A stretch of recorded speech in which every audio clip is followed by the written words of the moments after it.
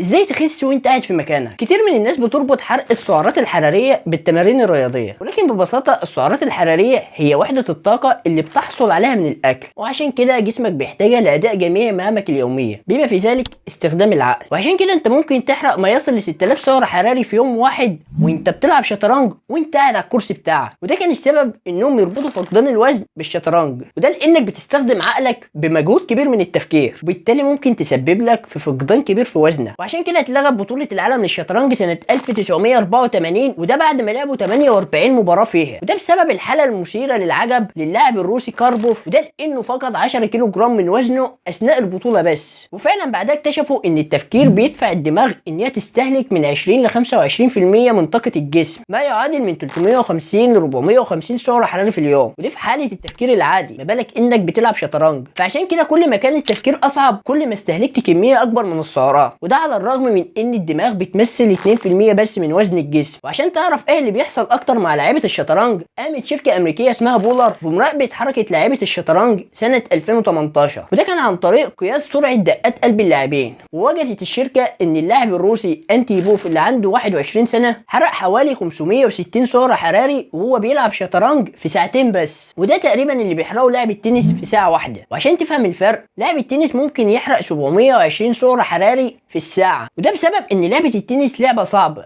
بسبب كتر التحركات وكمان تغيير اتجاه الجسم مع حركة الكرة. وحتى لاعب كرة القدم ممكن في أصعب الظروف يحرق 544 سعر حراري في الساعة، وده حوالي اللي بيحرقه برضه لاعب الشطرنج في ساعتين. واللي بيحصل هنا تحديدا ان اثناء مباريات الشطرنج معدل التنفس بيزداد 3 اضعاف معدله الطبيعي. الكلام ده بيأكد ان لاعب الشطرنج اثناء البطولات ممكن يخسر 1 كيلو جرام من وزنه، يعني حوالي 6 كيلو في بطولة مدتها 10 ايام، وده لانه ممكن يلعب فيها 5 أو 6 مرات يوميا. وفي شخص اسمه فابيانو كاروانا صاحب المركز الثاني عالميا واللي وزنه الاساسي بيقول انه 68 كيلو جرام، وانه اثناء البطولات الكبيرة بيفقد وزنه لحد ما يوصل ل 60 كيلو جرام، وبيقول انه في بعض الاحيان بيوصل لاقل من 60 كيلو جرام. فلو عاوز تخسر وزنك ممكن تلعب شطرنج. لايك وفولو يا غالي لو ما عملتش. سلام.